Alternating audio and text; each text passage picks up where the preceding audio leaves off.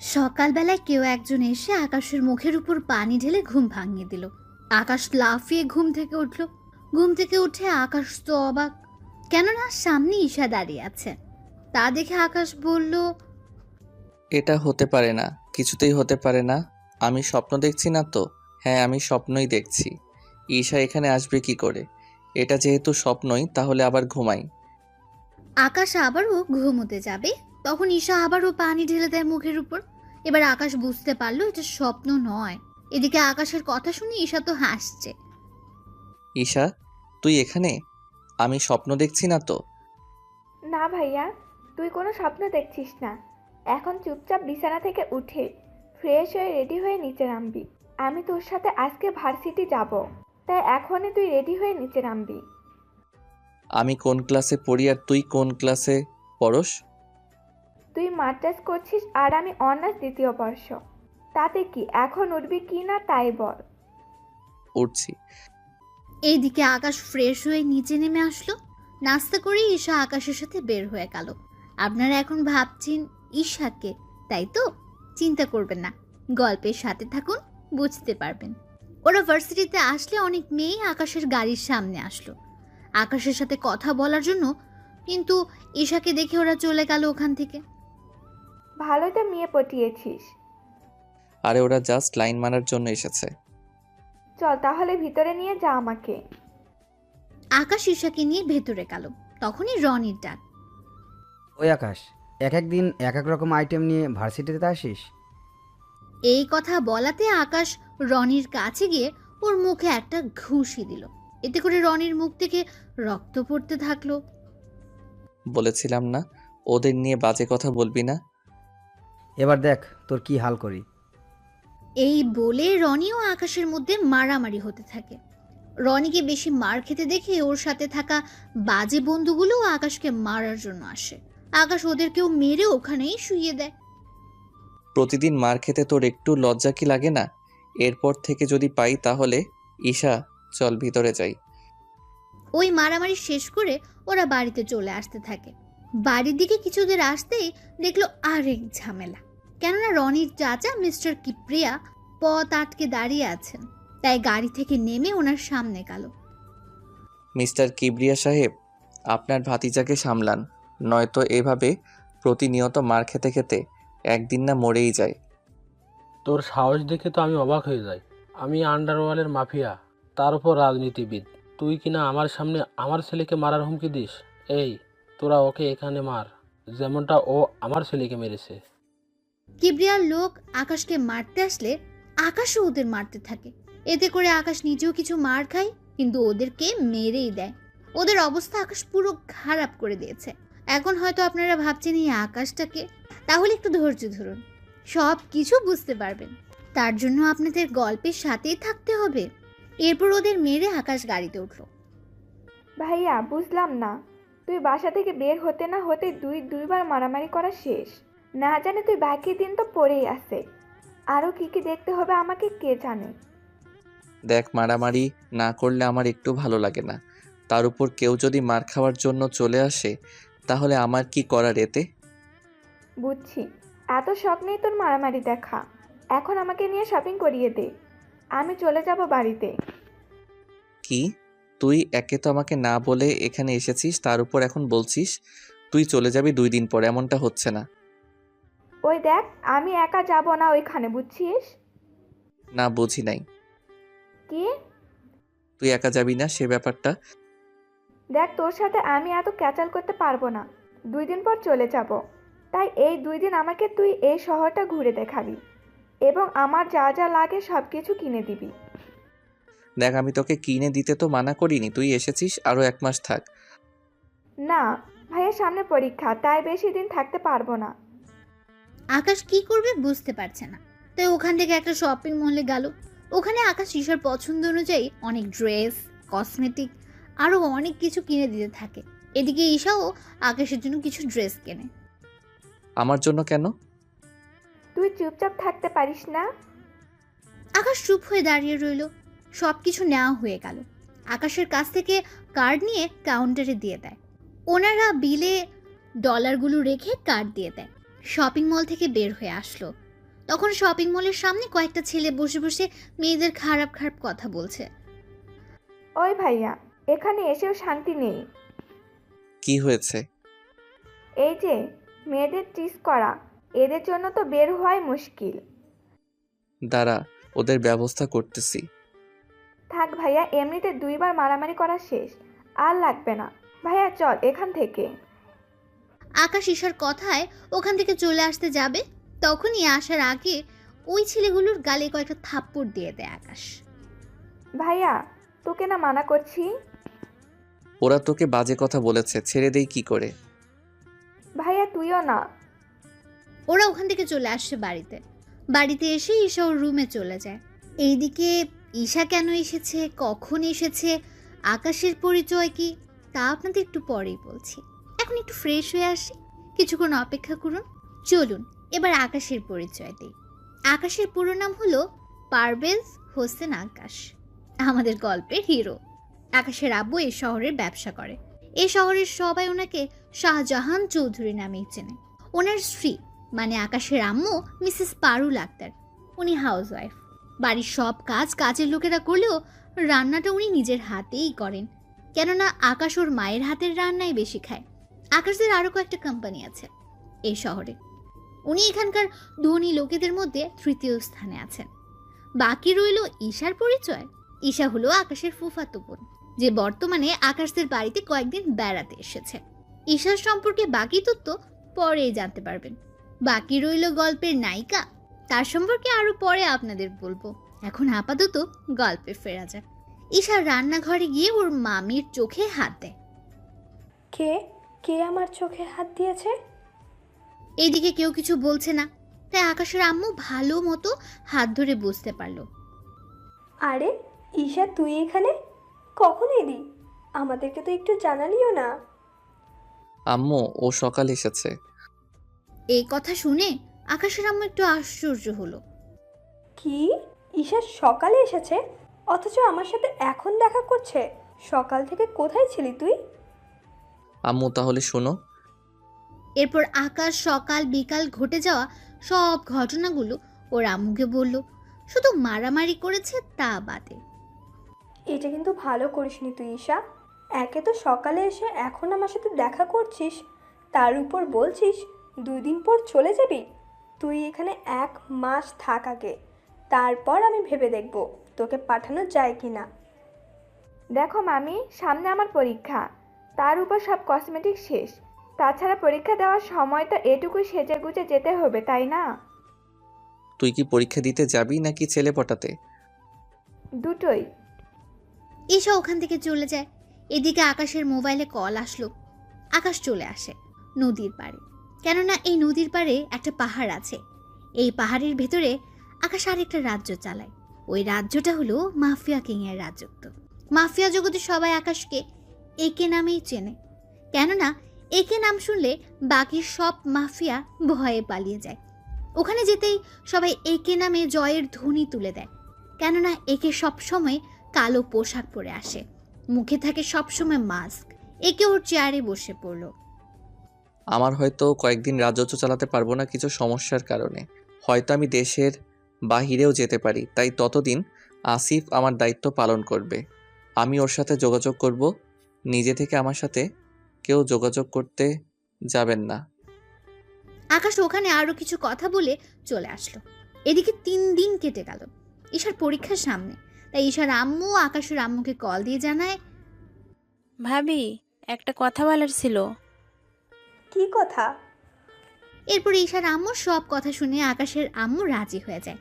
এদিকে ঈশা নিচে নেমে আসে, ওর জিনিসপত্র গুছিয়ে আকাশের সামনে এসে বলে, ভাইয়া আমি চলে যাচ্ছি। ঠিক আছে, সাবধানে যাবি। চল আমি তোকে এয়ারপোর্টে দিয়ে আসি। হ্যাঁ চল। আম্মু, আমি ঈশাকে এয়ারপোর্টে দিয়ে আসতেছি। ঠিক আছে, সাবধানে যাবি। ওখানে গিয়ে কোনো মারামারি করবি না। কোন জায়গার কথা বলছো? কোনো জায়গার না। আকাশ ঈশাকে নিয়ে গাড়িতে বসলো। এদিকে ওরা কথা বলতে বলতে এয়ারপোর্টে চলে আসলো। আকাশকে এয়ারপোর্টে সিকিউরিটি এবং সবাই চেনে, তাই আকাশ ঈশাকে নিয়ে ভেতরে গেল। বোন আমার, সাবধানে যাবি। বাসায় গিয়ে কল দিবি। আমি তাহলে এখন যাই। তা হচ্ছে না ভাইয়া। কারণ তুইও আমার সাথে বাংলাদেশে যাবি। কি আমি কেন যাব? তুই যাবি কি না তা বল।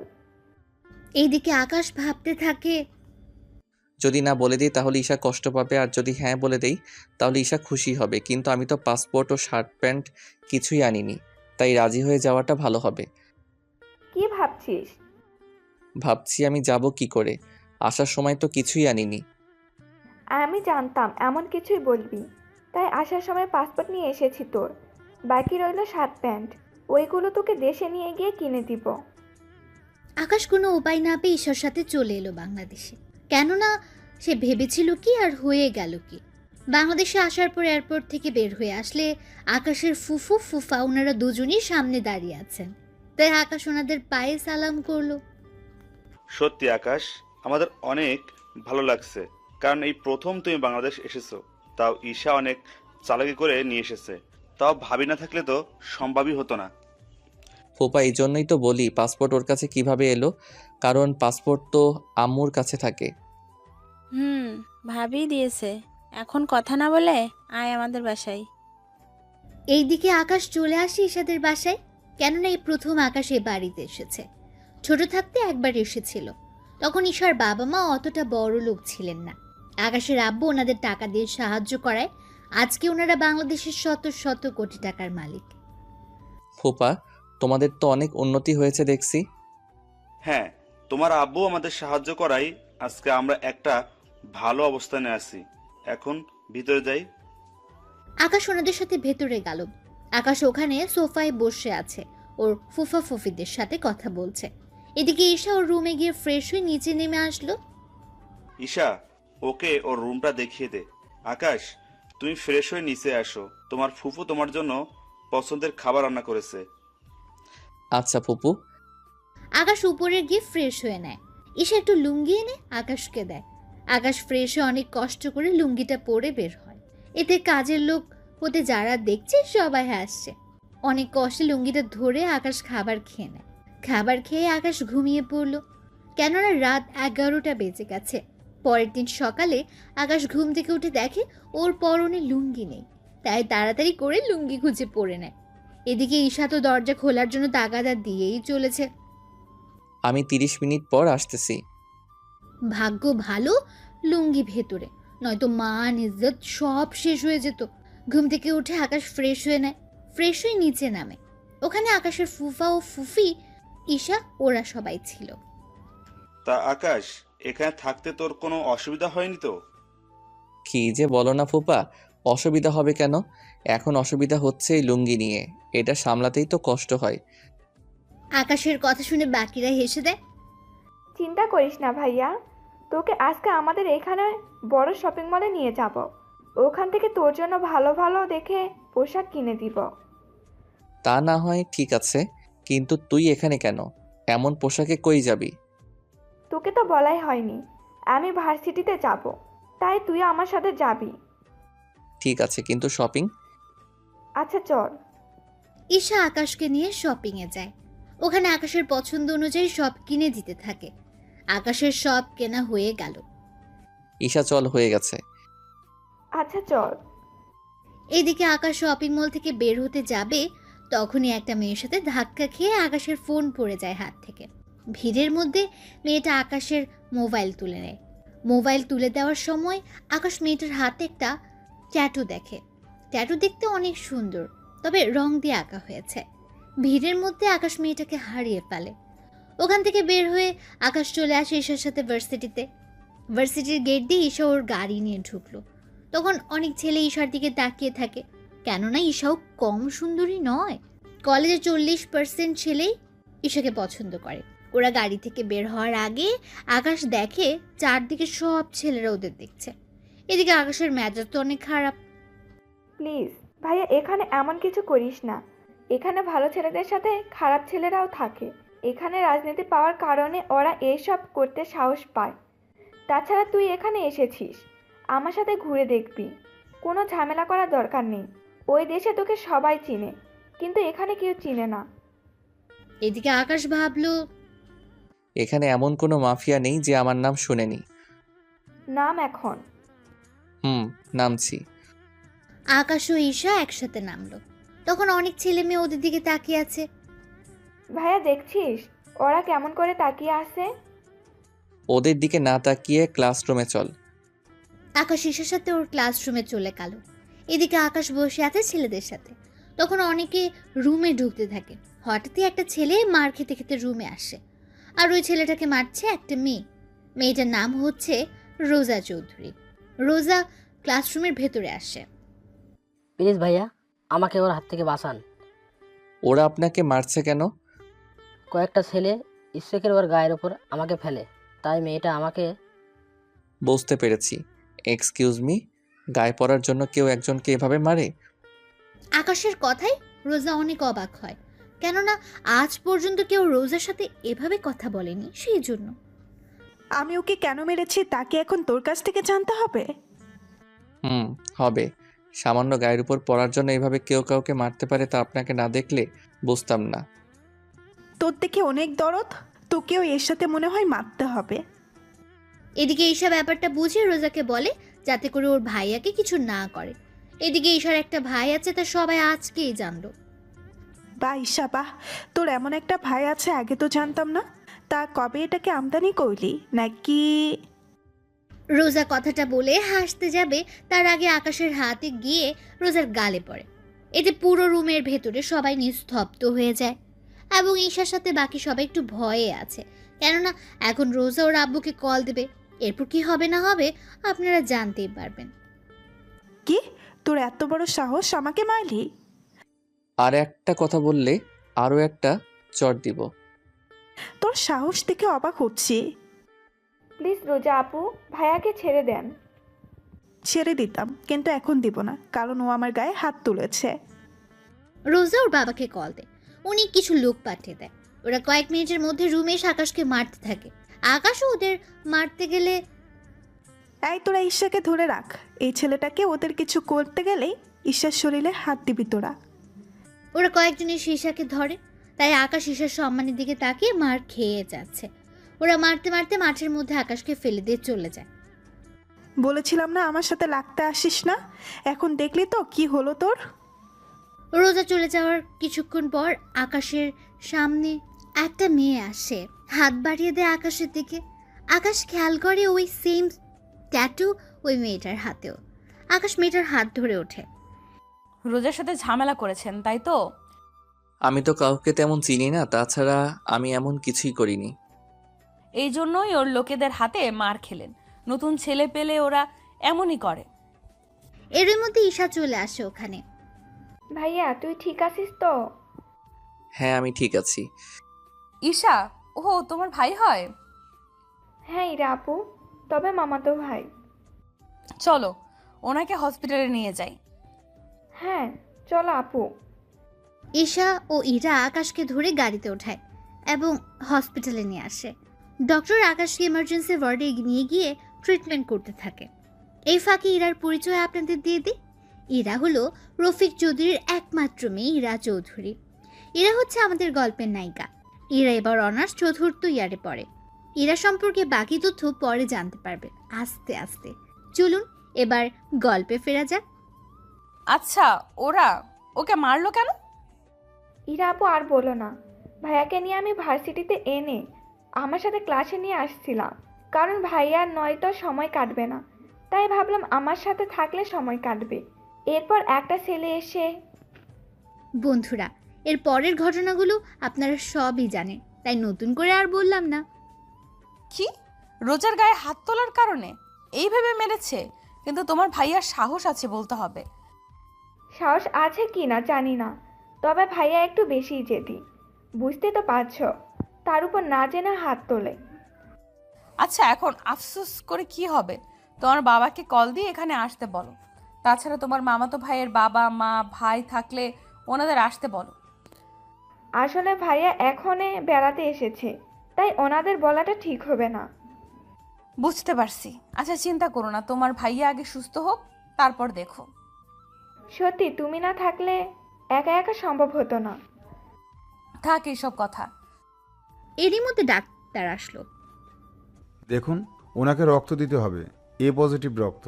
তা 250 মিলি হলেই হবে। ডক্টর, আমার রক্তের গ্রুপ এ পজিটিভ, আমি রক্ত দিব। চলুন তাহলে। ডাক্তার ইরাকে নিয়ে ভেতরে যায়। নার্স এসে রক্ত নিয়ে যায়। এরপর আকাশের শরীরে সে রক্ত দেওয়া হয়। 1 ঘন্টা পর ওরা আকাশকে নিয়ে বাড়িতে চলে আসে। ঈশার সাথে ইরাও আসে বাড়িতে। ইরা এ বাড়িতে আরো অনেকবার এসেছে, তাই ও এতটা লজ্জা পায় না। কি হয়েছে আকাশের? তেমন কিছু না।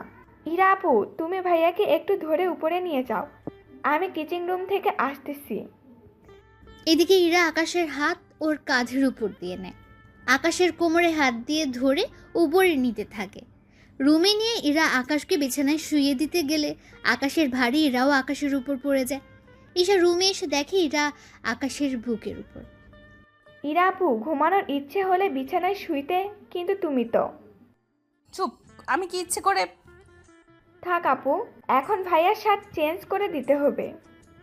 এগুলো চেঞ্জ করবে কে? উফ আপু, তুমি শুধু ভাইয়াকে উঠিয়ে ধরে রাখবে, আমি শার্ট খুলে রেখে দিব। আচ্ছা। ইরা ধরে রাখে। ঈশা শার্ট খুলে রেখে দেয়। ইরা এবার আকাশের বুকের দিকে তাকায়। 6 প্যাক বডি, তার উপর অনেক সুন্দর চেহারা, সাথে বডিও। আপু, এমন করে দেখলে নজর লেগে যাবে। ঈশার কথায় ইরা চোখ ফিরিয়ে নেয় এবং অনেক লজ্জা পায়। চলো আপু, লজ্জা পেতে হবে না। ভাইয়া ঘুমাক, আমরা কিছুক্ষণ কথা বলি। তুমি দুপুরে খেয়ে তারপর বাসায় যাবে। আমাকে তাড়াতাড়ি যেতে হবে। কোনো কথা হবে না, চলো আমার সাথে। এরা কোনো উপায় না পেয়ে চলে যায় ঈশার সাথে। ওখানে ওরা গল্প করতে থাকে। এভাবে কিছুক্ষণ যাওয়ার পর দুপুরে খাওয়ার সময় হয়ে আসে।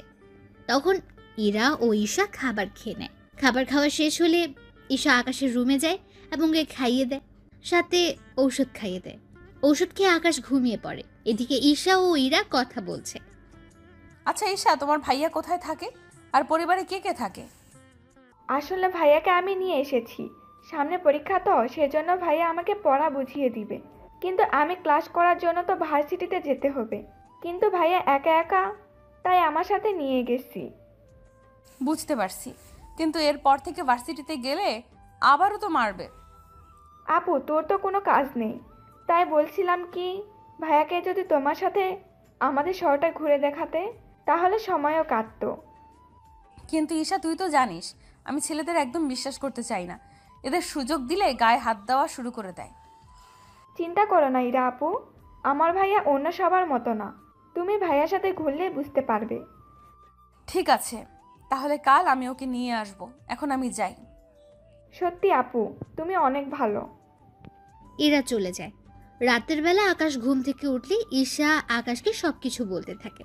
আকাশ প্রথমে না করেছিল, কিন্তু পরে রাজি হয়ে যায়। পরের দিন সকালে ঈশা রেডি হয়ে ভার্সিটিতে যায়। এদিকে ইরা আসে আকাশকে নেওয়ার জন্য। আকাশ ইরার সাথে বেরিয়ে পড়ে, তবে সাথে কোনো গাড়ি নেয়নি, কারণ গাড়ি হলে ঘুরে মজা পাবে না। ওরা একটা রিক্সা ডাক দেয়। ইরা রিক্সাতে উঠে প্রথমে আকাশকে পরীক্ষা করতে চেয়েছে যে আকাশ কি রকম ভাবে ওর সাথে মিশতে চায়। এখানে উঠে বসেন। আকাশ ওখানে উঠে বসে। রিক্সা চলতে থাকে। এরা ইচ্ছে করে আকাশের সাথে শরীরের টাচ খাওয়ায়, যাতে করে আকাশ মতলবটা বুঝতে পারে। এভাবে কয়েকবার টাচ খাওয়ার পর আকাশ রিক্সাওয়ালাকে থামতে বলে। এই যে ভাই, রিক্সা থামান। কোনো সমস্যা? আসলে এভাবে গেলে আপনি যেভাবে আমার সাথে টাচ হচ্ছে তার উপর জায়গা কম। এভাবে একটা মেয়ের সাথে। বুঝতে পেরেছি, আপনি চাচ্ছেন আমার শরীরের সাথে যেন আপনার শরীরটা টাচ হয়, তাই তো? হ্যাঁ, তাই।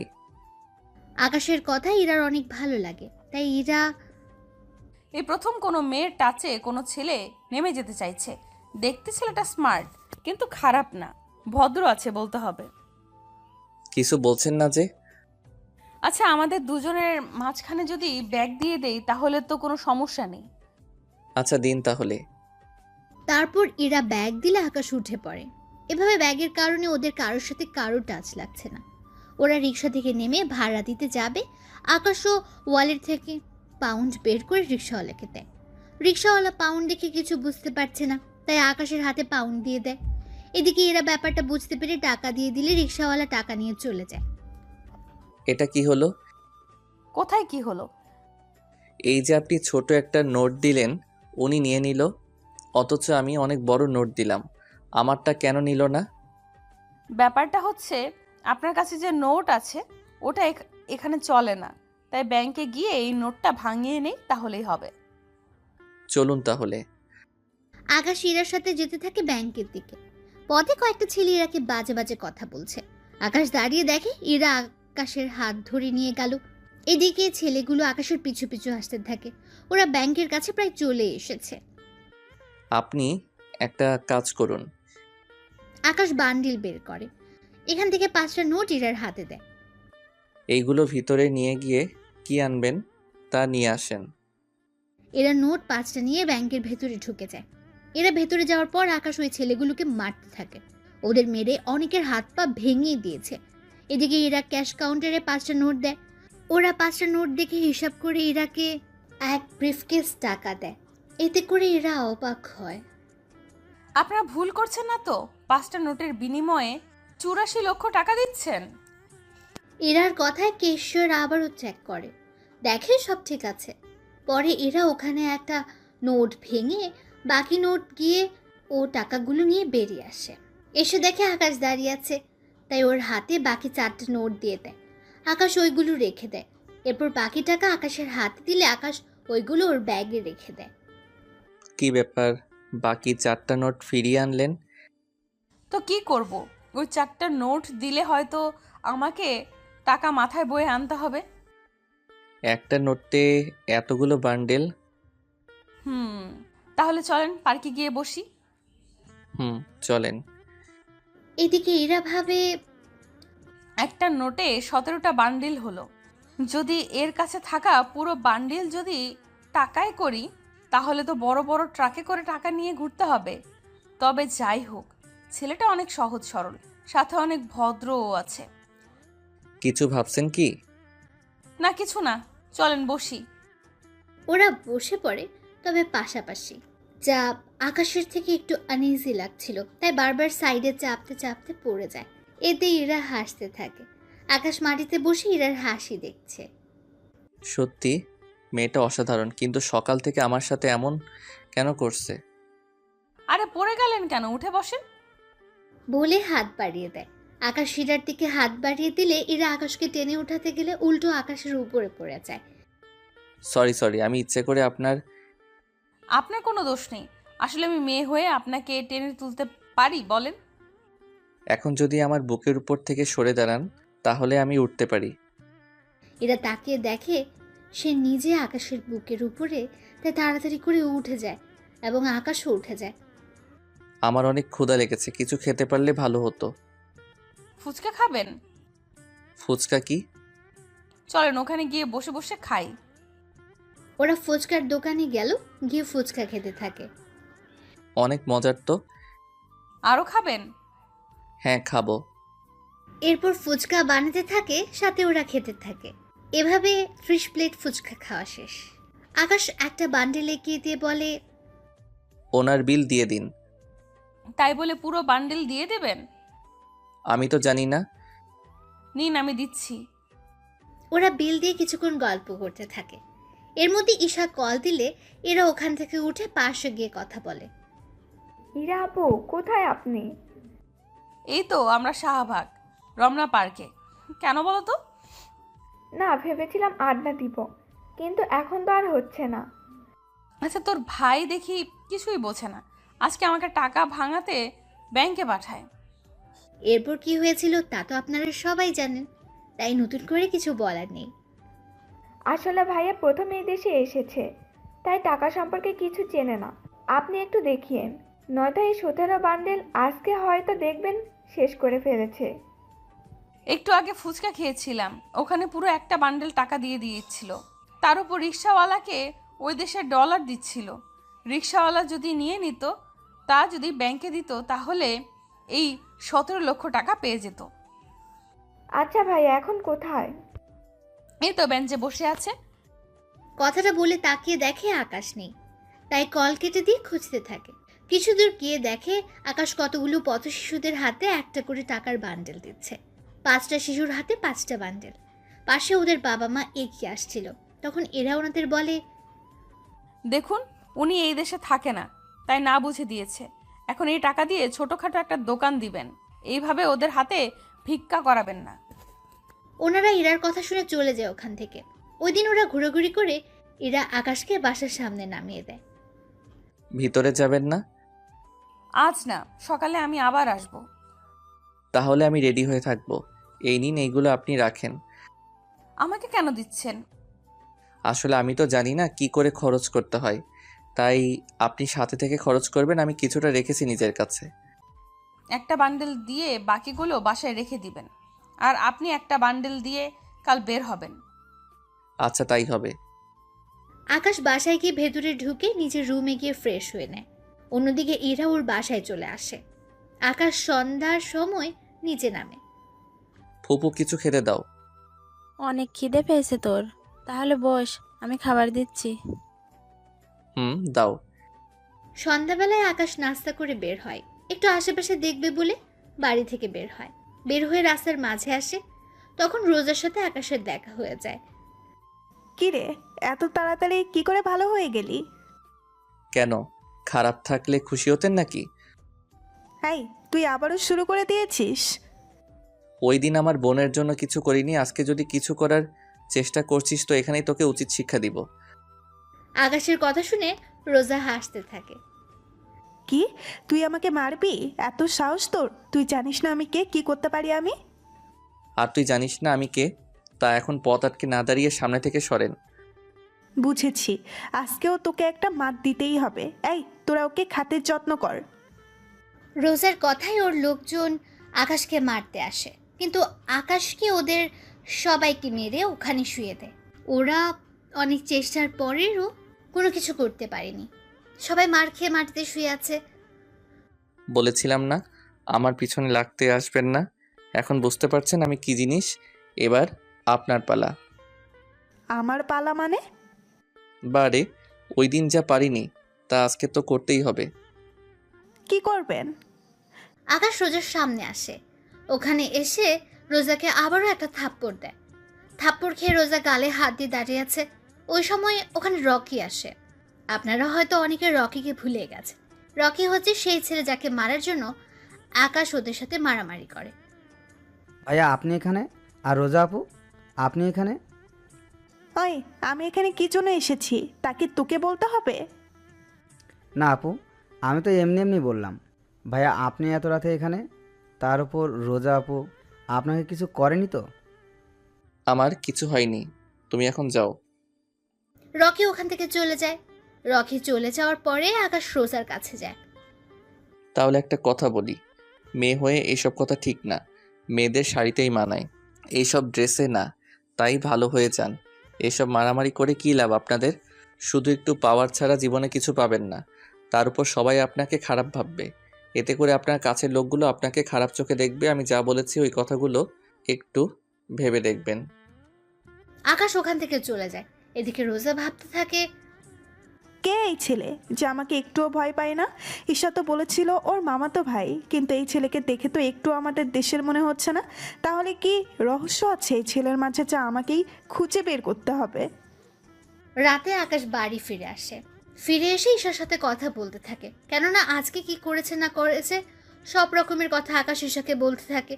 অন্যদিকে ইরা নিজের রুমে বসে বসে ভাবতে থাকে, ছেলেটা আসলে অনেক সহজ সরল, কোনো মারামারি করে না, নাই কোনো মেয়ের প্রতি কোনো ইন্টারেস্টও নেই, যা আজকে আকাশের কথায় ওর আচরণেই বোঝা যায়। সত্যি ছেলেটা অনেক ভালো। এরা কথাগুলো বলতেই থাকে, তখনই ইরার বাবা সব কথা শুনে ফেলে। উনি সব কথা শুনে ইরাকে বলে, কি রে মা, কোন ছেলে ভালো? কোনো ইন্টারেস্টিং নেই, কিছুই তো বুঝলাম না। তোমাকে কিছু বলতে হবে না আব্বু, অনেক রাত হয়েছে, তুমি এবার ঘুমাও। আমি তোকে একটা কথা বলার জন্য এসেছি।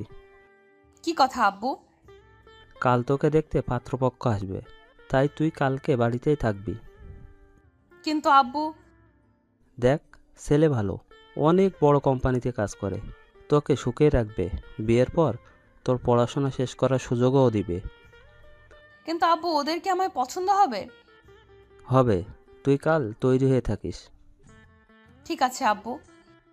তাহলে আমি আসি, তুই ঘুমা। এইদিকে ইরার আব্বু চলে গেলে ইরা ঈশাকে কল দিয়ে জানিয়ে দেয় কাল আসতে পারবে না। পরের দিন সকালে আকাশ বসে আছে, কিন্তু এখনো ইরা আসেনি। তাই আকাশ অপেক্ষা করতে থাকে। সকাল 11টা বাজে ইরা না আসায় ঈশার কাছ থেকে ঠিকানা নিয়ে বেরিয়ে পড়ে ইরাদের বাড়িতে। ওখানে গিয়ে দেখে ইরা বসে আছে আর ওর চারপাশে কিছু লোক বসে আছে। আকাশ বুঝতে পারছে না এখানে কি হচ্ছে, কারণ সব দেশে তো সব রকমের হয় না। তাই আকাশ ইরার সামনে গিয়ে বলে, আপনি এখানে? আমি সে 1 ঘন্টা ধরে বাসায় অপেক্ষা করে বসে আছি, কিন্তু আপনি না আসায় ঈশার থেকে ঠিকানা নিয়ে এখানে চলে আসি। এখানে এসে দেখি এখানে শাড়ি পরে বসে আছেন। কোথাও যাচ্ছেন নাকি? এদিকে ওখানে থাকা কেউই কিছু বুঝতে পারছে না কি হচ্ছে এখানে, কে এই ছেলে। সবার মনে এখন এই প্রশ্নটা ঘুরপাক খাচ্ছে। এই ছেলে, কে তুমি? আমার মেয়েকে কি করেছিল? আমি আকাশ। ইরা আমার সাথে ঘুরতে যাওয়ার কথা, কিন্তু না আসায় আমি চলে এসেছি। কিন্তু আপনারা এভাবে বসে আছেন কেন? কোথাও বের হবেন নাকি? এই ছেলে, তুমি কি কিছু বুঝো না? এখানে কি হচ্ছে? আব্বু, ও এগুলো বোঝে না। মানে ও আমাদের দেশে থাকে না, তাই এখানকার রীতিনীতি ও কিছুই জানে না। আসলে ও ঈশার মামাতো ভাই। ঈশার পরীক্ষার সামনে, তাই ও আমাকে বলেছিল এনাকে নিয়ে একটু শহরটা ঘুরিয়ে দেখানোর জন্য। তাই গতকাল ওনাকে নিয়ে ঘুরতে গিয়েছিলাম। আজকেও ঘুরতে যাওয়ার কথা ছিল, কিন্তু আব্বু তুমি বলাতে আমি আর যাইনি। এই ছেলে, আজকে আমার মেয়ের বিয়ের কথাবার্তা চলছে, তাই তুমি যখন এসে পড়েছো তখন অনুষ্ঠান শেষ হলে যাবে। ইরার বিয়ের কথা শুনে আকাশের কিছুক্ষণের জন্য খারাপ লাগলো, তাই চুপচাপ করে বসে আছে। এদিকে পাত্রপক্ষের বাবা জানায় ইরার সাথে ওনার ছেলের বিয়ে দেবেন না, কারণ ওনারা সন্দেহ করছেন ইরার সাথে এই ছেলের রিলেশন আছে। তাই এনারা বিয়ে ক্যান্সেল করে দিতে চেয়েছে। প্লিজ, আপনারা এমন করে বলবেন না। এই বিয়ে না হলে যে আমি পথে বসে যাব। আব্বু কি বলছো আব্বু? ঠিকই বলছি। আমি ওনাদের থেকে 35 লক্ষ টাকা নেই ব্যবসার জন্য। ওনারা তোকে আমার সাথে একদিন দেখেছে, তাই ওনারা এত বড় লোক। ওনারা জানিয়েছে ওনাদের ছেলের সাথে যদি তোর বিয়ে দেই তাহলে ওনারা এই 35 লক্ষ টাকা নেবে না। এখন বিয়ে না হলে তো... দেখুন প্লিজ, আপনারা বিয়ে ভাঙবেন না। এই বিয়ে না হলে আমার বাবার এতগুলো টাকা কি করে দিবে? ইরা অনেক রিকোয়েস্ট করার পরও ওরা কোনো কথা শুনলো না। তখন আকাশ বলে, দেখুন, আমার জন্য আপনাদের মধ্যে ঝগড়া হচ্ছে, এইটুকু আমি বুঝতে পেরেছি। শুধু আঙ্কেল, এইটুকুই বলবো যে ছেলের সাথে আপনার মেয়ের বিয়ে দিতে চাইছেন, ওই পরিবার এখনই আপনাদের কথা বিশ্বাস করতে চায় না। তাহলে একবার ভেবে দেখেন সে ছেলে বিয়ের পর কি করবে। তাই আপনি চিন্তা করবেন না, আমি দিয়ে দিচ্ছি টাকাগুলো। আপনি কেন টাকা দিবেন? দেখুন, আপনি অনেক ভালো একটা মেয়ে। আমি চাই না এরকম একটা ছেলেকে বিয়ে করে নিজের জীবনটা এভাবে নষ্ট করে দেন। তাই টাকাটা না হয় আমি দিয়ে দিব, কিন্তু আমার কাছে তো কোনো ক্যাশ নেই, নোট ছাড়া। ইরা না করে দেয়। আকাশ অনেক বোঝানোর পর ইরা রাজি হয়ে যায়। তাই ইরা রুম থেকে 1 লক্ষ টাকার বান্ডেলও আকাশের কাছ থেকে ওর দেশের 2টা নোট বের করে নেয় এবং পাত্রের বাবার হাতে নোট দিয়ে বলে, এই নিন টাকা। এইখানে এই দুটো নোট 40,000 টাকা, যা আমাদের দেশের 35 লক্ষ টাকার বেশি হবে। বাকি এই 1 লক্ষ টাকা তার সুদ। এবার বুঝতে পেরেছেন? ওর কাছে থাকা সামান্য 2টা নোট দিয়ে যদি আপনার সব ঋণ শোধ হয়ে গেল, তাহলে বুঝে দেখেন ওর কাছে এই একটা বান্ডেলে তাহলে কত টাকা থাকতে পারে। তা ক্যালকুলেটে দিলেও গণনা করতে পারবেন না। ও শুধুমাত্র এই টাকা 2 মাস খরচ করবে বলে এনেছিল। যদি ও আমাদের দেশের টাকা সম্পর্কে কিছুই বোঝে না। ও যদি জানতো এখানে ওর একটা নোট দিয়ে আপনাদের মতো পরিবার 4-5 মাস খেতে পারবে, তাহলে ও সাথে করে এত টাকা নিয়ে আসতো না। কিন্তু কারোর অপমানের প্রতিবাদ করতে ঠিকই বোঝে। তাই আপনারা এবার আসতে পারেন। ওনারা ব্যাপারটা বুঝতে পেরে বের হয়ে যাবে। তখন ইরা বলে, আসল কাজটাই তো আপনাদের দেখানো হয়নি। কথাটা বলে এরা ওখানে সবার সামনে আকাশকে জড়িয়ে ধরে, সাথে সবার সামনে আকাশকে চুমো দেয়। এদিকে আকাশ কিছুই বুঝতে পারছে না কি হচ্ছে ওর সাথে, তাই আকাশ ওখানে দাঁড়িয়ে থাকে। এটা দেখতেই তো চেয়েছেন, নিন, এবার আসতে পারেন আপনারা। ওনারা টাকা নিয়ে চলে যায়। ওরা যাওয়ার পর এরা আকাশের হাত ধরে সোফার উপরে বসায়। এখন ইরার আব্বু কিছু বলছে না। এখানে বসেন, আমি ড্রেস চেঞ্জ করে আসি, তারপর বের হব। আচ্ছা, এইরকম ভাবে বের হওয়া যায় না? কেন বলুন তো? আসলে এইরকম আপনাকে অনেক সুন্দর লাগছে। কিন্তু আপনাকে খারাপ লাগছে। আমাকে দেখতে খারাপ লাগছে কেন? এরা আকাশের মুখে লেগে থাকা লিপস্টিকের দাগ মুছে দেয় ওর শাড়ির আঁচল দিয়ে। যদিও তখন ইরার বাবা ওখানে ছিল না, উনি নিজের রুমে চলে গেলেন। এখন ঠিক আছে, চলুন তাহলে এবার ঘুরতে যাই। আচ্ছা চলুন। ইরা আকাশের হাত ধরে বাড়ি থেকে বের হয়ে আসে। ওরা এখান থেকে একটা রিক্সা নেয়। রিক্সারও দুজনই বসে পড়ে। রিক্সায় বসে ইরা আকাশের কাঁধে মাথা রাখে। যদিও আকাশ একটু দূরে সরে বসতে চেয়েছিল, কিন্তু ইরা ততই কাছে এসে বসতে থাকে। ইরা আকাশের এক হাত ধরে রেখেছে, ওর সাথে আর আকাশের কাঁধে মাথা রেখে বসে আছে। এদিকে আকাশের কেমন যেন ভালো লাগা কাজ করছে। এদিন ওরা ভার্সিটিতে যায়। ওখানে অনেকে আজকে ইরার দিকে তাকিয়ে আছে, কেননা ইরা আজকে অনেক সুন্দর করে সেজেছে। তাই অনেকগুলো কাপল ছবি তুলে নেয়। আকাশ ওই ছবিগুলোর বাবা মাকে পাঠিয়ে দেয়। সবাই আপনার দিকে যেভাবে তাকিয়ে আছে, এই নিন, এটা মুখে লাগিয়ে নিন। ইরা ওর মুখে একটা মাস্ক পরে নেয়। এদিকে রোজা এখানে চলে আসে। কি রে, গতকাল আমাকে থাপ্পড় মেরে এখন অন্য মেয়েকে নিয়ে এখানে এসেছিস? তোকে তো আমি দেখে নিব। ওই সময় ওখানে ঈশাও চলে আসে। দেখুন রোজা আপু, ভাইয়াকে কিছু করবেন না। ভাইয়া এমনিতেই কাল দেশে ফিরে যাবে, তাই প্লিজ আপু ভাইয়াকে কিছু করবেন না। এদিকে আকাশ কাল চলে যাবে শুনে ইরার অনেক খারাপ লাগছে। ওই সময় রোজা ঈশাকে কিছু জিজ্ঞেস করে। ঈশা রোজার প্রশ্নের উত্তর দিয়ে দেয়। আকাশ ওই দিন ইরাকে ওদের বাড়িতে পৌঁছে দিয়ে চলে আসে ওর ফুপুর বাড়ি। ওখানে আকাশ নিজের সব কিছু গুছিয়ে নেয়, কেননা কাল চলে যাবে সেজন্য। এদিকে তো ইরা রুমে কান্না করতে করতে শেষ, কেননা আকাশ চলে গেলে কবে আসবে তা আকাশ নিজেও জানে না। পরের দিন সকালে আকাশ ইরাদের বাড়িতে আসে। ওখানে আকাশকে দেখে ওনার একটু অবাক হয়।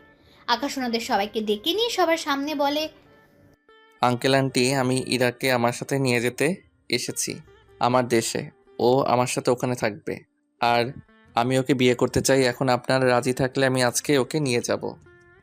ইরা রাজি থাকলে আমার কোনো আপত্তি নেই, কিন্তু বিয়ের আগে তোমার সাথে এই বাড়িতে থাকলে লোকে। আঙ্কেল, আমাদের ওখানে কোনো সমস্যা নেই। তাছাড়া ওখানে ও আম্মুর সাথে অথবা একা একটা রুমেও থাকতে পারবে। ঈশার পরীক্ষা শেষ হতে আরও 10 দিন বাকি আছে। 10 দিন পরই আমাদের বিয়ে হবে। আপনারা দুজন ঈশার সাথে কথা বলে ফুপু ও ফুপা ওনাদের সাথে করে চলে আসবেন আমাদের বাড়িতে, আর আমি ওকে এখন নিয়ে যাব। এখানে থাকলে ওই ছেলেটা ইরার ক্ষতি করতে পারে।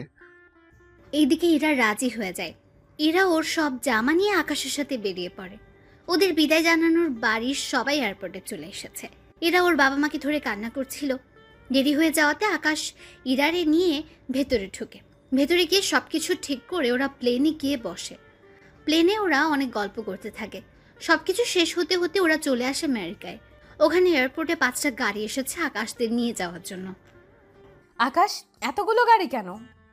বারে গাড়ি না থাকলে যাব কি করে? তাই বলে এতগুলো গাড়ি? এতগুলো গাড়ি শুধু তোমার জন্য? তাই কোনো কথা না বলে ওরা গাড়িতে উঠে যায়। গাড়ি চলতে থাকে। এরা আকাশকে জড়িয়ে ধরে ওর কাঁধে মাথা রাখে। এভাবে এরা ঘুমিয়ে যায় কিছুক্ষণের জন্য। 1 ঘন্টা পর ওরা একটা রেস্টুরেন্টের সামনে এসে নামে। এরার ঘুম ভাঙায় আকাশ। আমরা কি চলে এসেছি? না। তাহলে এখানে এসে থামলে যে? এখান থেকে কিছু খেয়ে তারপর আবার রওনা দিব, আর 2 ঘন্টা লাগবে যেতে। তাই ভাবলাম কিছু খেয়ে যাই। তার উপর সন্ধে হয়ে গিয়েছে, তাই এখন চলো ভিতরে যাই। একটা কথা বলবো? কি কথা বলো? আমি এভাবে ভেতরে গিয়ে খেতে পারবো না, তাই খাবার যদি এখানে নিয়ে আসতে। ও এই ব্যাপার, চিন্তা করো না, আমি ওদের বলে দিচ্ছি, ওরা আমাদের জন্য খাবার নিয়ে আসবে। তুমি এখানে কেন খাবে? তুমি ভেতরে খেয়ে আমার জন্য খাবার নিয়ে আসো। তুমি যখন ভিতরে খাবে না তখন আমি আর গিয়ে কি করব? তাই কোনো কথা না। ওদের খাবার আনতে বললে ওরাও প্রয়োজনীয় সবকিছু নিয়ে আসে গাড়িতে। গাড়িতে ওরা দুজন খেতে থাকে। আকাশ ইরাকে খাইয়ে দিচ্ছে আর ইরা আকাশকে। ওরা দুজনকে খাওয়ানো শেষ হলো। আচ্ছা, তোমার বাবা মা কি আমাকে পছন্দ করবে? ওনারা পছন্দ করেছে বলেই তো তোমাকে নিয়ে যাচ্ছি বাসায়। কি? ওনারা কখন দেখলো আমাকে? আমি ছবি দিয়েছিলাম যেদিন আমি তোমাদের বাড়িতে যাই ওই দিন। এরপর তো আমরা ঘুরতে গিয়েছি, তখন যে ছবিগুলো তুলেছি ওইগুলো। এরপর বাবা মা তোমাকে অনেক পছন্দ করেছে। আমি তো ভেবেছি আমি এখানে এসে ঈশার পরীক্ষার পর গিয়ে তোমাকে নিয়ে আসবো, কিন্তু তা তো আর হলো না। তাই ভাবলাম তুমি রাজি হলে আজকেই নিয়ে আসবো। প্ল্যানিং তাহলে আগে থেকেই করে রেখেছো? হুম। রাত 8টায় ওরা বাড়িতে ঢুকলো। আকাশদের বাড়ির চারদিকে বিভিন্ন রঙের লাইট জ্বলছে, দেখতে জাস্ট অসাধারণ। আকাশের আম্মু উনি দরজা খুলে নিজের ছেলের হবু বউকে ঘরে তুলে নেন। এরা আকাশের মাকে জড়িয়ে ধরে ভেতরে চলে যায়। আসতে কোনো অসুবিধা হয়নি তো? না আন্টি, কোনো অসুবিধা হয়নি। আকাশ, তাহলে কি বৌমা কি একা শোবে না তোর মায়ের সাথে শোবে? আঙ্কেল আমি আন্টির সাথেই ঘুমাবো। তাহলে আমি কোথায় ঘুমাবো? কেন আঙ্কেল, বাড়িতে কি আরো কোনো রুম নেই? ইরা, এ বাড়িতে মোট 15টা রুম আছে। আব্বু তো আম্মুকে ছাড়া ঘুমায় না, তাই। তাহলে আমি বরং একাই শুবো এই কয়েকদিন। ঠিক আছে, এখন তোমার রুমটা দেখিয়ে দিচ্ছি, তুমি ফ্রেশ হয়ে রেস্ট নাও, সকালে কথা হবে। তাই হবে। আকাশ ইরাকে নিয়ে রুমে চলে যায়। ইরাকে একটা রুম দেখিয়ে দেয়। এরা রুমে গিয়ে ফ্রেশ হয়ে ঘুমিয়ে পড়লো। এদিকে আকাশ রুমে এসে ভাবতে থাকে, কখনো ভাবিনি বাংলাদেশে গিয়ে কোনো মেয়েকে ভালো লেগে যাবে। যাও, একজনকে পেলাম, অনেক কিউট একটা মেয়েকে পেলাম, সত্যি অনেক ভালো মেয়েটা। এখন শুধু বিয়েটা হলেই আর কিছু লাগবে না। পরের দিন সকালে বাংলাদেশের মধ্যে ভার্সিটিতে রোজা যায়। ওখানে রোজা ঈশাকে দেখতে পায়, তাই ওর কাছে যায়। এই ঈশা, এইদিকে আয়। জি আপু বলেন। তোর ভাইয়া কই? কেন, ভাইয়াকে দিয়ে কি করবেন? কোথায় আছে তা বল। ভাইয়া ওনার বাড়িতে চলে গেছে। বাড়িতে গিয়েছে মানে? বাংলাদেশের কোন জেলায় ওর বাড়ি? ভাইয়া বাংলাদেশের বাইরে থাকে। ডিটেলসে বল। এরপর ঈশা রোজাকে ডিটেলসে সবকিছু বলে দেয়। ঈশা সবকিছু বলে ওখান থেকে চলে যায়। এদিকে রোজা বাড়িতে এসে জানে ও আমেরিকায় যাবে। ওর কথায় ওর আব্বু রাজি হয়ে গেল। এইদিকে সকাল 11টায় ইরা ফ্রেশ হয়ে বারান্দার বাইরে যায়। ওখানে গিয়ে তো ইরা পুরোই অবাক, কেননা এখান থেকে পুরো সমুদ্র দেখা যায়, তার উপর সবুজ শ্যামল পরিবেশ, যা ইরার থেকে অনেক ভালো লাগে। এরা নিচে নেমে আরও বেশি অবাক হয়, কেননা ইরা বাড়িটাকে যতটা ছোট মনে করেছিল বাড়িটা ওর থেকে 5 গুণ বড়। ইরা নিচে নেমে আসে, ওখানে দেখে আকাশের আম্মু বসে আছে, তাই ইরা আকাশের আম্মুর কাছে যায়। আন্টি একটা কথা বলার ছিল। কি কথা ইরা? আকাশ কোথায়? তাছাড়া আমার অনেক ক্ষুধাও লেগেছে। আকাশ সকালে কোথায় যেন বেরিয়ে গেল, বলেছে দুপুর 2টা-3টার মধ্যে আসবে, এরপর তোমাকে নিয়ে ঘুরতে যাবে। এখন চলো তোমাকে খেতে দেই।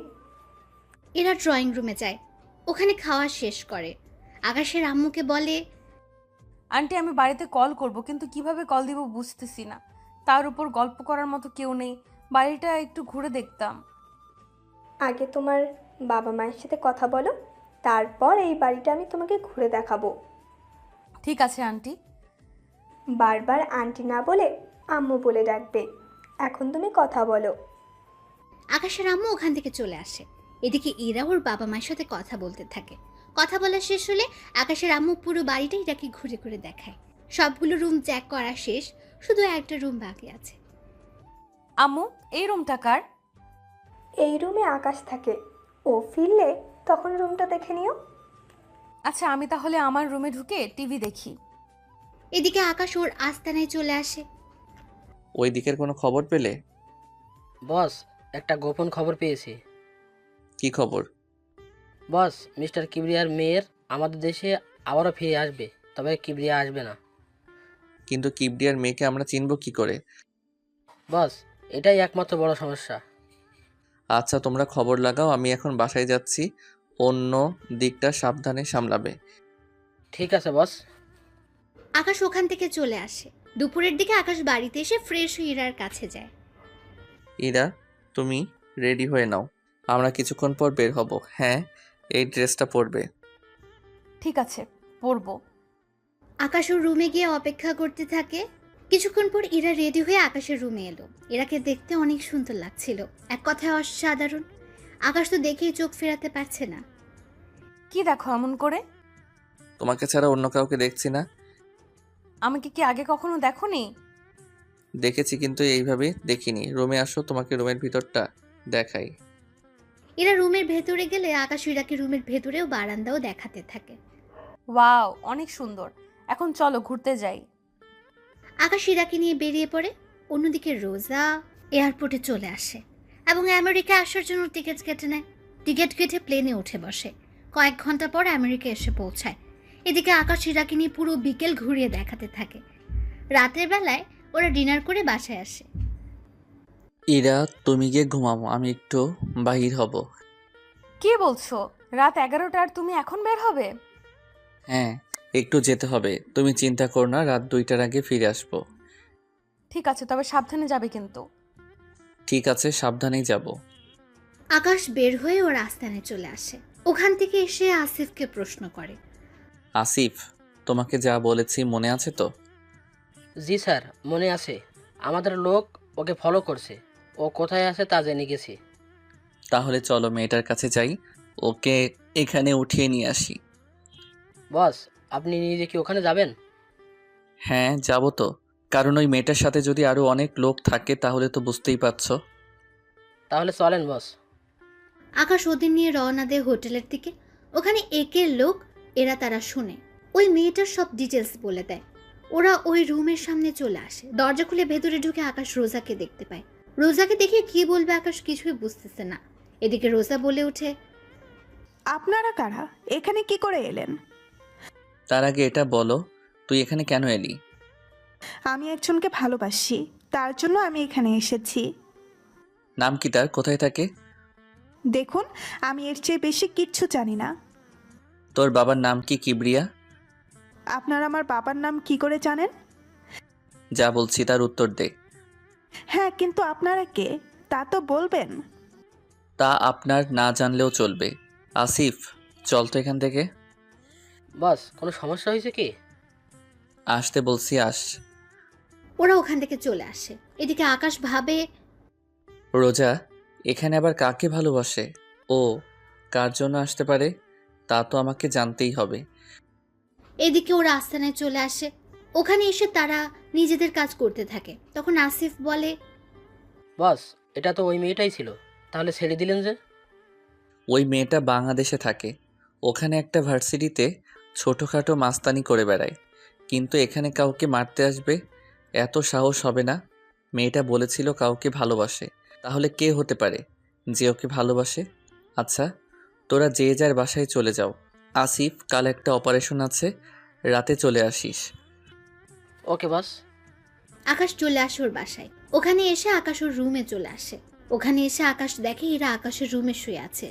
ঘুমন্ত অবস্থায় ইরার চেহারাটা অনেক মায়াবী লাগছিল। আকাশ ওখান থেকে বারান্দায় গিয়ে শুয়ে পড়ে। পরের দিন সকালে ইরা ঘুম থেকে বারান্দায় গিয়ে দেখে আকাশ ওখানে শুয়ে আছে। তাই একটু অবাক হয়, কিন্তু এর চেয়ে বেশি অবাক হয় আকাশ ইরাকে একবারও ডাকলো না সেজন্য। তাই ইরা আকাশের কাছে যায়। ইরা আকাশের বুকে হাত দিয়ে ডাকতে গেলে আকাশ ইরার হাত ধরে বুকের সাথে মিশিয়ে রাখে। এতে ইরা অনেক সাবধানে হাত ছাড়ানোর ব্যবস্থা করে, কিন্তু তাতে কোনো লাভ হলো না। কিছুক্ষণ পর সূর্যের আলো পড়ায় আকাশের ঘুম ভেঙে যায়। ঘুম থেকে উঠে আকাশ দেখে ইরা হাত ধরে আছে, তাই তাড়াতাড়ি করে ছেড়ে দেয়। আমি বুঝতে পারিনি। কোনো ব্যাপার না, তুমি এখানে কেন ঘুমিয়েছো? কি করব, এসে দেখি তুমি শুয়ে আছো, তাই ভাবলাম তোমাকে ঘুম থেকে জাগানোটা ঠিক হবে না, তাই আমি বারান্দায় ঘুমিয়ে পড়েছি। কিন্তু তুমি এখানে কেন আসতে গেলে? আমি তো ঘুম থেকে ভেবেছিলাম একটু বারান্দায় আসি, তাই এখন এখানে দেখলাম তুমি শুয়ে আছো, তাই তোমাকে ডাকতে গেলাম। অমনি তুমি আমার হাত। আচ্ছা, তুমি ফ্রেশ হয়ে নাও, তোমাকে আমার ভার্সিটিতে নিয়ে যাব।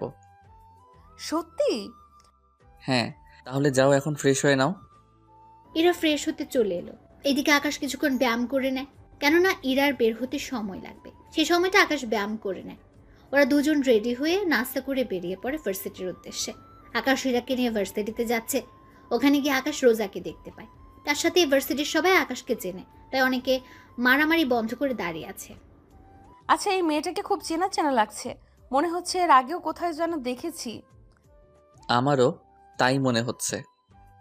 আরে এই তো রোজা, যে মেয়েটা তোমাকে ভার্সিটিতে মেরেছে। কিন্তু এই মেয়েটা এখানে কেন এসেছে? একটা কাজ করো, তুমি গিয়ে জিজ্ঞেস করো। আমি গেলে তো। তুমি কি এখনো ভয় পাচ্ছ নাকি? এটা তোমার ভার্সিটি, এখানে তোমাকে ভয় পেতে হবে না। ঠিক আছে, আমি তোমার সাথে যাব, কিন্তু তুমি ওর সাথে কথা বলবে, ঠিক আছে? ঠিক আছে। এদিকে আকাশ ইরাকে নিয়ে রোজার সামনে যায়। রোজা আকাশের সাথে ইরাকে দেখে কিছুটা চমকে ওঠে। এ কি ইরা, তুমি এখানে, তাও আকাশের সাথে কি করে? আমি আকাশকে ভালোবাসি আর আকাশও আমাকে ভালোবাসে, তাই আমি ওর সাথে এসেছি। কিছুদিন পর আমরা বিয়ে করব। কিন্তু রোজা, তুমি এখানে কেন এলে? আমিও একজনকে ভালোবেসে এখানে এসেছি, কিন্তু এখন তো দেখছি। কে সেই ছেলে? সে হচ্ছে আকাশ। রোজার মুখে আকাশের নামটা শুনে ওরা দুজনেই অবাক হয়। তার সাথে ভার্সিটির অনেকে তাকিয়ে আছে ওদের দিকে। ভার্সিটির সবাই আকাশের পরিচয় জানে, মেয়েরা ভালো করে জানে আকাশ ভার্সিটির কোনো মেয়ের সাথে কথা বলে না। তাহলে এই দুটো মেয়ে কারা যাদের সাথে আকাশ কথা বলছে? ব্যাপারটা হাস্যকর না? এখানে এসেছেন আমাকে ভালোবাসতে। প্লিজ আকাশ, আমাকে ফিরিয়ে দিও না। দেখুন, আপনি ভালো করেই জানেন আমি ইরাকে ভালোবাসি, তাহলে কি করে বলতে পারছেন আপনি আমাকে ভালোবাসেন? এদিকে ওরা কথা বলছিল, তখন দূর থেকে কয়েকটা ছেলে ওখানে এসে আকাশের কাঁধে হাত রেখে বলে, কিরে, তুই তো আগে কখনো মেয়েদের সাথে কথাই বলতি না, সেখানে তুই কি না এখন দুটো মেয়ের সাথে, তাও মেয়ে দুটো সেই রকম সুন্দর, তো ওদের যদি... কথাটা বলার আগে আকাশ রনিকে একটা ঘুষি দেয়। এতে করে রনি অনেকটা দূরে গিয়ে পড়ে। কাজটা কিন্তু তুই ভালো করলি না আকাশ। তুই ভালো করে জানিস। আমিও দেখে নিব তোকে। দেখাই যাক। দেখুন রোজা, আপনি আমাকে ভুলে যান, ওটাই ভালো হবে। ইরা, চলো এখান থেকে। আকাশ ইরাকে নিয়ে ওখান থেকে চলে আসে। এদিকে রোজা ভাবতে থাকে এরাকে আকাশের কাছ থেকে কি করে আলাদা করা যায়। তাই রোজা ঠিক করে এই রনিকে হাত করবে, তাহলে আকাশের সম্পর্কে সব জানতে পারবে। এইদিকে আকাশ ইরাকে নিয়ে চলে আসে পার্কে। তুমি এখানে বসো, আমি তোমার কোলে মাথা রেখে শুয়ে থাকি। আচ্ছা থাকো। ইরা মাথা রেখে শুয়ে পড়লো। অন্যদিকে রনি ওর বন্ধু এবং সাথে করে কয়েকজন ছেলেকে আনলো আকাশকে মারার জন্য। ওরা পেছন থেকে আকাশকে মারতে আসে, কিন্তু তখন ভাগ্য ভালো আকাশ ছবি তুলছিল, তাই পেছনের মানুষটাকে আকাশ দেখতে পেল। ওরা মারতে আসলে আকাশ ওদের হাত ধরে ফেললো, অন্য হাত দিয়ে ওই ছেলেটাকে খুশি দিয়ে ফেলে। ইরা, তুমি এই নাও ইয়ারফোনে গান শোনো, আমি 3 মিনিটের জন্য আসছি। বুঝতে পারছি, আচ্ছা যাও। ইরা ওখানে শুয়ে শুয়ে গান শুনছে। এদিকে আকাশ তাড়াতাড়ি করে ওদের কাছে যায়। রনি, তোকে এত মারামারি, তারপরেও তোর শিক্ষা হয় না? তোকে তো মারবো, সাথে ওই মেয়েটাকেও। ওরা সে আকাশকে মারতে যাবে, আকাশ পায়ের বুট থেকে বন্দুক বের করে ওদের গুলি করতে থাকে। অনেকে পালিয়ে যাওয়ার সময় পায়ে গুলি লাগে। আকাশ রনিকে অনেক বুঝিয়ে ওখান থেকে পাঠিয়ে দেয়, কেননা আকাশ ওখানে কোনো গন্ডগোল চায় না। আর এতক্ষণ ওদের মধ্যে যে মারামারি হয়েছিল তাও কেউ একজন ভিডিও রেকর্ড করছিল। সে হচ্ছে রোজা। রোজা এতক্ষণ ধরে ওদের ভিডিও করছিল, কেননা রনির সাথে আকাশের শত্রুতা কি তা রোজা ভেবে নেয়, রনির থেকে জেনে নেবে। কিছুক্ষণ আকাশ ইরার কাছে আসে। ইরা উঠে আবারও আকাশের কোলে শুয়ে পড়ে। এদিকে রনির কিছু লোক রনিকে হসপিটালে নিয়ে যায়। রনিকে হসপিটালে নিয়ে যাওয়ার পর রোজাও হসপিটালের দিকে চলে যায়। এইদিকে ওরা আরও কিছুক্ষণ সময় কাটায়। দুপুরের দিকে আকাশ ইরাকে নিয়ে রেস্টুরেন্টে যায়। ওখানে ওরা খাবার খেতে থাকে। খাবার খেয়ে ইরাকে নিয়ে আকাশ বাসায় চলে আসে। এদিকে রনিকে দেখতে ওর বাবা আসলো। ডক্টর, আমার ছেলে কেমন আছে? কিবরিয়া ডক্টরের থেকে জানতে পারে রনি এখন ঠিক আছে। এদিকে রোজাও রনির কাছে আসে। কেমন আছেন? জি ভালো, কিন্তু আপনাকে তো ঠিক চিনলাম না। আমাকে না চেনারই কথা। আচ্ছা, আপনার সাথে আকাশের কি শত্রুতা? তাছাড়া আকাশ এত ভালো ফাইট করে কি করে? তখনই রনির আব্বু চলে আসে। কেমন আছিস বাবা তুই? এই তো এখন ভালো আছি। তা এই মেয়েটিকে? জানি না আব্বু, এই মেয়েটি আকাশের সম্পর্কে জানতে এসেছে। তুমি আকাশের কি হও? আমি ওর কেউ হই না। আপনারা আকাশের সম্পর্কে যতটুকু জানেন প্লিজ আমাকে বলেন। আকাশের আব্বু এই দেশের ধনীদের তালিকায় 3 নম্বরে আছে, আর আকাশ ওনার একমাত্র ছেলে।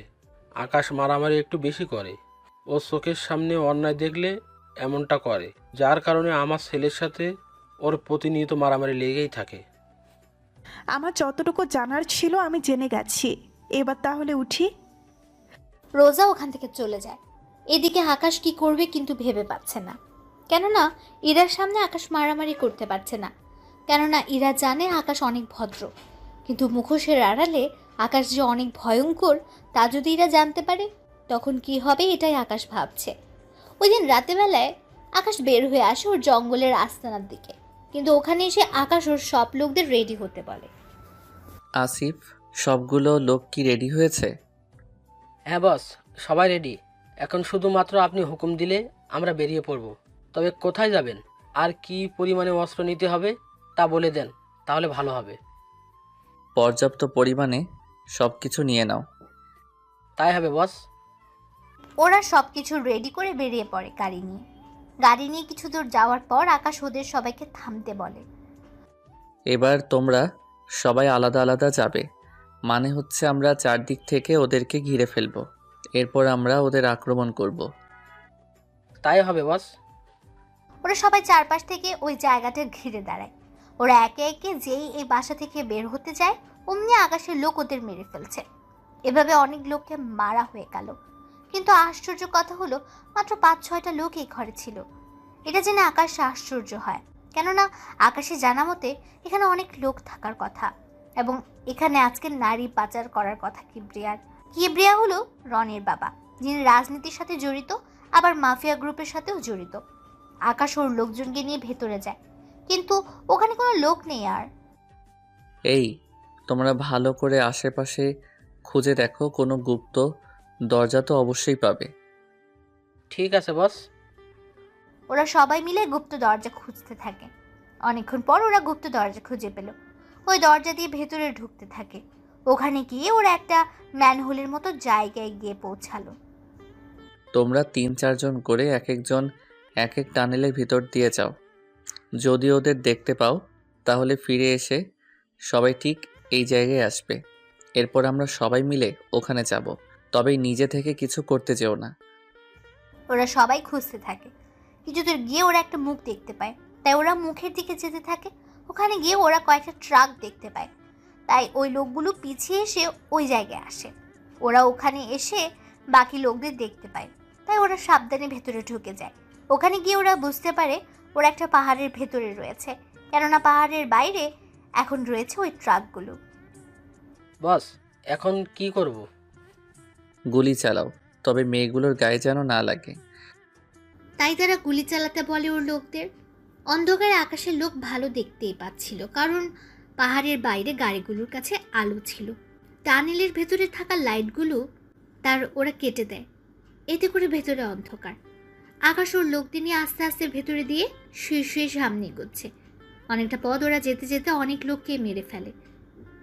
তাহলে ওদের যেহেতু মারা শেষ, তাহলে গাড়ির দরজা খুলে দাও। ওরা দরজা খুলে ভেতরে অনেক মেয়েকেই দেখতে পায়, তাই একে সবাই বের করে নেয়। ওরা অনেক ভয় পেয়েছিল। ওইদিকে ওদের নিয়ে আকাশ পুলিশ স্টেশনের সামনে নামিয়ে দিয়ে আকাশ চলে যায়। এদিকে মেয়েগুলো ভেতরে গিয়ে ওদের ঠিকানা দিয়ে দেয়। এতে করে সকাল হলেই পুলিশ তাদের বাসায় দিয়ে আসে। ওদের সব ব্যবস্থা করে আকাশ বাসায় চলে আসে। আজকেও এরা আকাশের রুমে শুয়ে আছে, তাই আকাশও বারান্দায় গিয়ে শুয়ে পড়ে। সকালে আকাশ উঠে ফ্রেশ হয়ে নেয়। এদিকে আকাশ দেখে এরা এখনো ঘুমোচ্ছে, কারণ তখন সকাল 7টা বাজে, তাই এর আগে না জেগে আকাশ বের হয়ে আসে। আম্মু আমাকে নাস্তা দাও। কি রে, তুই আজকে এত তাড়াতাড়ি উঠে গেলি কেন? ঘুম আসছিল না, এখন খেতে দাও। ইরাকে আসার সময় নিয়ে আসছি। এখন মাত্র 7টা বাজে, তুমি আমাকে খেতে দাও, আমি একটু বাইরে যাব। ও আস্তে আস্তে আমি ফিরে আসব। আকাশ নাস্তা করে বেরিয়ে পড়ে। আকাশ পথে যেতে যেতে রোজাকে দেখতে পায়, কেননা রোজা আগে থেকে এখানে ছিল। তাই আকাশ গাড়ি থামিয়ে রোজার কাছে যায়। রোজা, আপনি এখানে কেন? আর পথ আটকিয়ে কেন দাঁড়িয়ে আছেন? তার আগে এটা বল, রোজা সবসময় একজন ভদ্র ছেলেকে বিয়ে করতে চেয়েছিল, কিন্তু এখানে এসে জানতে পারলাম তুই মোটেও ভদ্র না, সারাক্ষণ মারামারি করিস। যদি এই কথা ইরা জানতে পারে তাহলে কি হবে ভেবে দেখেছিস? যা হওয়ার পরে হবে, কিন্তু ইরাকে জানিয়ে তোর কি লাভ? লাভ তো আমারই হবে, কারণ ইরা তোর জীবন থেকে চলে গেলে আমি তোর জীবনে এন্ট্রি নিব। তোর সাহস তো কম না, তোকে তো আমি দেখ, আমার সময় যাচ্ছে, তাই আমার সামনে থেকে সর। যেখানে যাওয়ার যেতে পারিস। আমি পার্কের ভেতরে মারামারি করার সময় ভিডিও করে নিয়েছি। এই ভিডিওটা যদি ইরা দেখে তাহলে সেই সুযোগ তুই কখনো পাবি না, তাই এখন রাস্তা থেকে সরে দাঁড়া। আকাশের চোখের দিকে তাকিয়ে রোজা ভয় পেয়ে যায়, তাই ওখান থেকে সরে যেতে আকাশ গাড়ি নিয়ে চলে আসে। 1 ঘন্টা পর আকাশ ফিরে আসে বাড়িতে। বাড়িতে এসে ইরার মাথার পাশে একটা প্যাকেট রেখে যায়।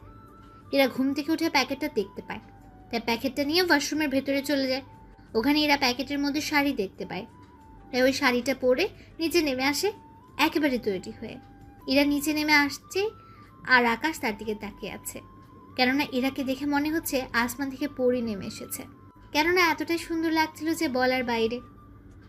কি দেখছো অমন করে? তোমাকে দেখছি, অনেক সুন্দর লাগছে তোমাকে। আগে কি দেখতে খারাপ লেগেছে নাকি? না, কিন্তু আজকে অনেক বেশি সুন্দর লাগছে তোমাকে। তাহলে চলো নাস্তা করে বেরিয়ে পড়ি। আজকে যাব সমুদ্র দেখতে। সত্যি? তাহলে চলো চলো।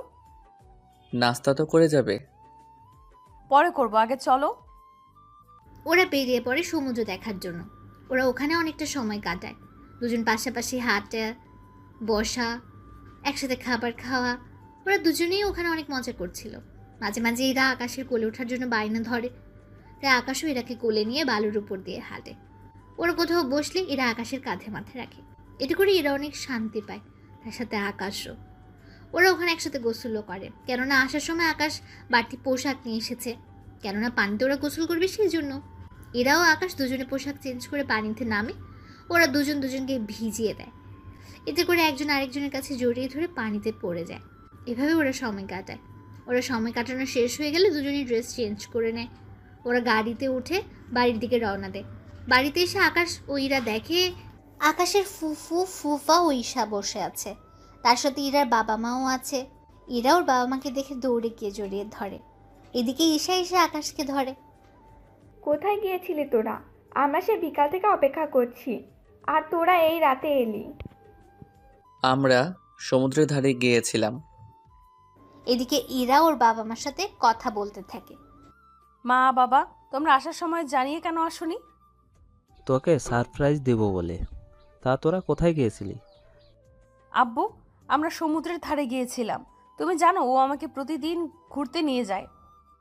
সত্যি ইরা, তুই কত সুখী। এত বড় বাড়ির বউ হবি, তারপর অনেক ভালো স্বামীও পেয়েছিস। হ্যাঁ আম্মু, আমি সত্যি অনেক লাকি, এত সুন্দর একটা পরিবার পেয়েছি। ওরা সবাই কথা বলতে থাকে। তখন আকাশের আপু অফিস থেকে ফিরে আসে। উনি ফিরে আসাতে ঈশার বাবা মা ও ইরার বাবা মা ওনাকে সালাম দেয়। উনি সালাম নিয়ে সবার সাথে পরিচয় হয়ে নেয়। কিছু মনে করবেন না, মাত্র অফিস থেকে ফিরেছি, আমি অনেক টায়ার্ড, তাই আমরা কাল সকালে ওদের বিয়ে নিয়ে কথা বলবো। ইরার বাবা মা ওনারা দুজনই হ্যাঁ বলে, কারণ ওনারা অনেক টায়ার্ড। শুধু আকাশের আপুর জন্য সবাই এত সময় ধরে এখানে বসেছিল। ওরা সবাই ডিনার করে চলে যায় ওদের রুমে। ঈশা ও ইরা একটা রুমে ঘুমায়, বাকিরা ওনাদের রুমে। পরের দিন সকাল 11টায় ওনারা বসে আছে আকাশ ও ইরার বিয়ের কথাবার্তা নিয়ে। ওনারা ওদের বিয়ের তারিখ ঠিক করে নেয়। ওদের বিয়েটা আমরা কালকে দিনের ভিতরেই দিয়ে দিব। আকাশের আব্বুর কথায় অনেক অনেক রকমের মন্তব্য করে, কারণ এখনো বিয়ের কোনো শপিং হয়নি, সেজন্য তার উপর বাড়িও সাজানো বাকি রয়ে গেছে। দেখুন, ইরা যা যা লাগে সব কেনা হয়ে গেছে, রাতের মধ্যে সব চলে আসবে। বাড়িটা সাজানো দরকার নেই। আর আপনারা দেশে না গিয়ে এখানে আপনার মেয়ের সাথেই থাকতে পারেন, কারণ ওখানে আপনাদের দেখাশোনা করার জন্য কেউ নেই। যদি ইরার ভাই অথবা কোনো বোন থাকতো তাহলে হয়তো ওর জন্য ফিরে যেতে পারতেন, কিন্তু সব কিছু যেহেতু এখানে, তাই ওখানে যেতে হবে না। তবে মাঝে মধ্যে আকাশ আপনাদের ওখানে নিয়ে যাবে, সাথে ইরাকেও। ওখানে আপনারা কয়েকদিন সময় কাটিয়ে আবার আকাশের সাথে চলে আসবেন। কিন্তু কোনো কিন্তু নয়। এদিকে রোজা এসে বলে, বাহ আঙ্কেল, ভালোই তো। ছেলের শ্বশুর শাশুড়িকে এখানে রাখতে চাইছেন, ভালো কথা। কিন্তু আপনার ছেলে যে ইরাকে ঠকাচ্ছে, তার কি হবে? রোজার কথা শুনে ওখানে থাকা সবাই একে অপরের মুখের দিকে তাকিয়ে আছে, কেননা কেউ এই মেয়েটাকে চেনে না। তার উপর এসব আজে বাজে কথা বলছে সেজন্য। এ মেয়ে, কে তুমি? আর বাড়িতে ঢুকলে কি করে? তার উপর এইসব কি কথা বলছো? আমি ঠিকই বলছি। আপনার ছেলে মারামারি করে, অথচ আপনার হবু বৌমা এই সম্পর্কে কিছুই জানে না। এটাকে কি ঠকানো বলে না? ও মারামারি করে, এতে তোমার কোনো সমস্যা হচ্ছে রোজা? এটা ঠিক, আমি মারামারি পছন্দ করি না, তাই বলে কারোর কাছে মার খেয়ে চলে আসবে তাও তো মেনে নিতে পারি না। ওই সময় বাংলাদেশে তুমি মেয়ে ছিলে বলে কোনো ছেলে তোমার গায়ে হাত তুলতো না, তাই ওই দিনও মার খেয়েছো। কিন্তু এটা ওর নিজের দেশ, এখানে ওকে কেউ মারতে আসলে তার তো প্রতিবাদই করবে। এরা তুমি বুঝতে পারছো না ব্যাপারটা? বুঝেছি আমি, ও কতটা সরল ছেলে তা আমি জানি। বাংলাদেশে ওর সাথে কয়েকটা দিন সময় কাটিয়ে বুঝতে পেরেছি। তার উপর এখানে এসে ওকে আরও ভালো করে জেনেছি। ওর ভার্সিটিতে কোনো মেয়ের সাথে ও কথা বলে না, তা আমি ওখানে গিয়ে জানতে পারলাম। দেখো, নিজের আত্মরক্ষায় মারামারি করলে কোনো সমস্যা নেই, তাই তুমি যা পাওয়ার জন্য এখানে এসেছো তা তুমি কখনো পাবে না। না পেলে জোর করে নিব আমি। কাল আকাশের বিয়ে, তাই সময় পাবেন না। দেখা যাক। রোজা ওখান থেকে চলে যায়। এদিকে রোজা যাওয়ার পর সবাই একের পর এক প্রশ্ন করেই চলেছে এরাকে। এরা সবার প্রশ্নের উত্তর দিতে থাকে। সবাই পরে সবটা বুঝতে পারে। এদিকে ওই দিন থেকে ওদের বিয়ের কার্যক্রম শুরু হতে থাকে। এদিকে রোজা রনির সাথে হাত মিলিয়ে নেয় এরাকে বাড়ি থেকে উঠে নেওয়ার জন্য, যাতে করে এই বিয়েটা না হয়। এদিকে রনিও প্রতিশোধের জন্য রাজি হয়ে যায়। ওই দিন রাতে রনির লোকজন গিয়ে এরাকে বাড়ির সামনে থেকে কৌশলে উঠিয়ে নিয়ে গিয়ে আটকে রাখে। এদিকে এরা তো বুঝতে পারছে না কেন ওকে এখানে আনা হলো। এরাকে একটা গোডাউনে এনে রাখা হলো। তার উপর রনির বাবার তো লোকজন আছেই। রনির বাবাও মাফিয়া হয়, অনেক লোক আছে, এতে করে সুবিধাই হয়েছে। এদিকে রোজা ইরার মোবাইল দিয়ে আকাশকে কল দেয়। কেমন আছো আকাশ? এ কি ইরা, তোমার কণ্ঠ এমন শোনাচ্ছে কেন? কারণ আমি রোজা, সেজন্য। মানে ইরার ফোন তোমার কাছে কেন? তার মানে তুই ইরাকে... একদম ঠিক ধরেছিস, আমি এরাকে কিডন্যাপ করেছি। ওদের একটা সত্ত্বে ছেড়ে দিব যদি তুই আমাকে বিয়ে করিস। তা কখনোই সম্ভব না। তাহলে যে ইরাকে হারাতে হবে? আমি রাজি, তবে ইরাকেও ওখানে উপস্থিত থাকতে হবে। তাহলে তো আরো ইন্টারেস্টিং হবে। প্রেমিকা তার প্রেমিককে অন্য কারোর সাথে বিয়ে হতে দেখবে। হেই নে, একটা কাগজ নোট কর, এখানে চলে আসবি। এদিকে আকাশের জায়গার নম্বরটা চেনা চেনা লাগছে, কেননা এই জায়গায় কিবরিয়ার রাস্তা না। তাই আকাশ ভাবে, তার মানে রোজার সাথে কিবরিয়া ও রনি, ওরা তিনজনই হাত মিলিয়েছে। কিন্তু ওরা রোজার উপকার করে ওদের কী লাভ হবে? এদিকে কেউই জানে না ইরা যে নিখোঁজ।